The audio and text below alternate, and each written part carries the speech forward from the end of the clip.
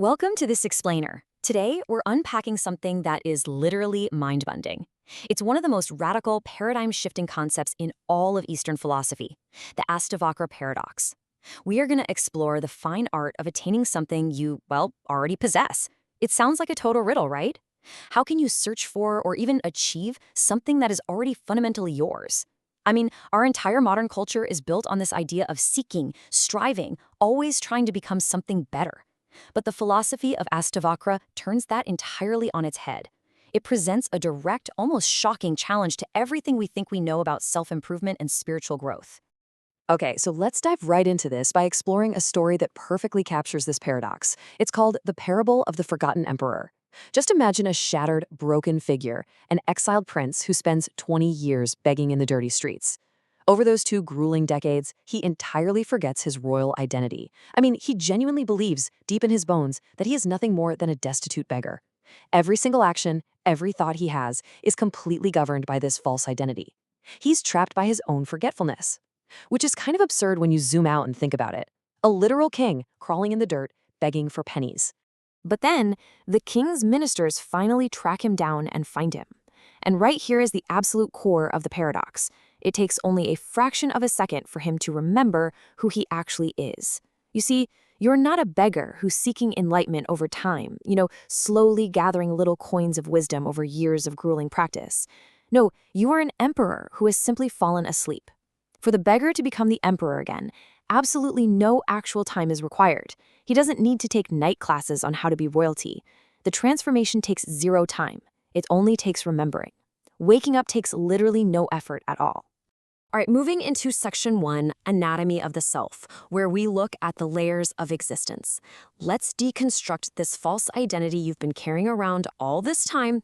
We can actually peel back human existence layer by layer, kind of like peeling an onion. First, on the very outside layer, we have action. That's the busy, frantic world of doing. Go 1 layer deeper and we find thought, the realm of the mind and all its chatter. Deeper still is feeling, our emotions, our devotions. But if you strip all of those away, what's actually left? At the absolute core is step 4, the witness, and that is pure consciousness itself. The crazy thing is, most of humanity is completely trapped out there in those turbulent, jagged outer frequencies, caught in the endless, exhausting noise of doing, thinking, and feeling. But at the absolute core is this calm, glowing center. You cannot go deeper than the witness. It is the unshakable foundation of your entire existence. The witness doesn't act, it doesn't think, it doesn't emote. All it does is simply watch. To really understand why living in those outer rings causes us so much pain, let's look at this ocean metaphor. We suffer because we falsely identify with the constant fluctuations of the body and mind.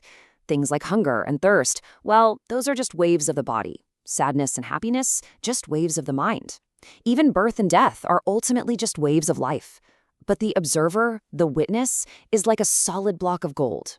Hunger, sadness, and death are merely waves in the ocean. But you are not the ocean.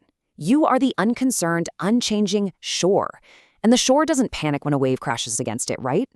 So that brings us to a kind of uncomfortable question for you to chew on. Who are you playing right now? Seriously, which of these roles are you actively identifying with in your day-to-day life? Let's break down the 3 distinct roles you can inhabit. First up, we've got the performer. This person lives entirely behind a cracked mask of public opinion. Their attention is totally consumed by how they are seen by the crowd. Next is the spectator. This is the watcher, the one who lives passively through others, always projecting their energy outward onto screens, leaders, or actors. But contrast both of those with the observer, or the witness. The witness is a perfect, continuous circle of awareness. For the observer, the screen is empty. The objects of vision have departed, and the eyes are focused entirely inward, directly on the seer itself.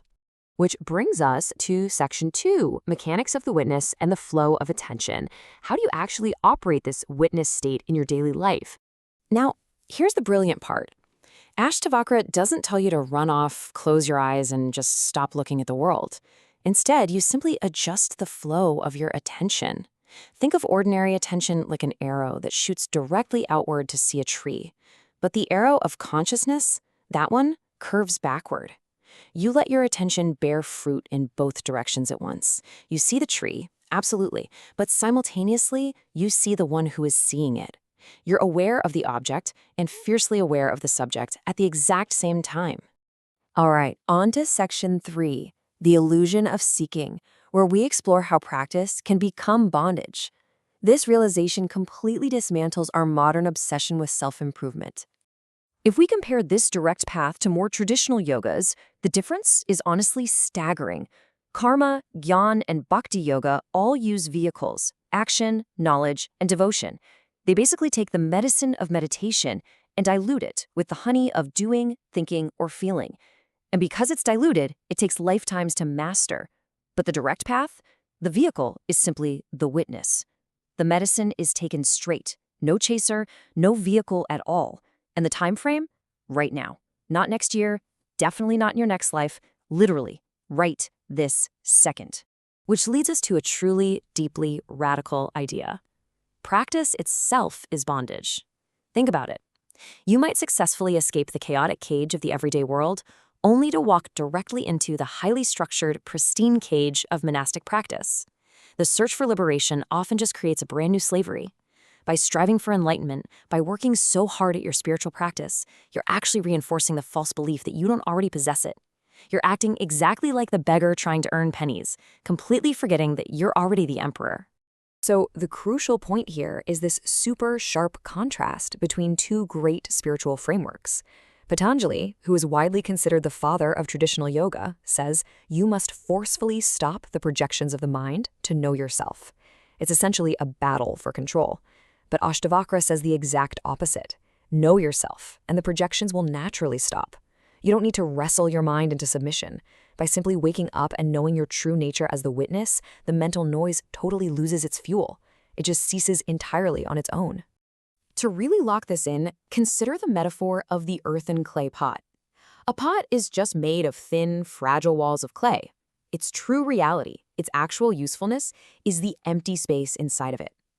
As Ashtavakra notes, just as the one all-pervading sky is the exact same inside and outside a pot, you are the space, not the clay walls. So if that pot shatters, if the thin clay walls of your ego, your physical body, your current identity completely break apart, the empty space itself remains completely untouched and unharmed. You are that unbreakable space. Finally, we reach section 4, the ultimate realization, finding the touchstone of truth. Let's bring this all back down to earth and see what this paradox actually requires of you. What it requires is absolute, unshakable trust. But I have to warn you, trust cannot be faked or forced by the intellect. It only emerges from the total, absolute exhaustion of seeking. An incomplete circle is just an arc, right? Well, half trust is not trust at all. It is simply doubt wearing a really good disguise.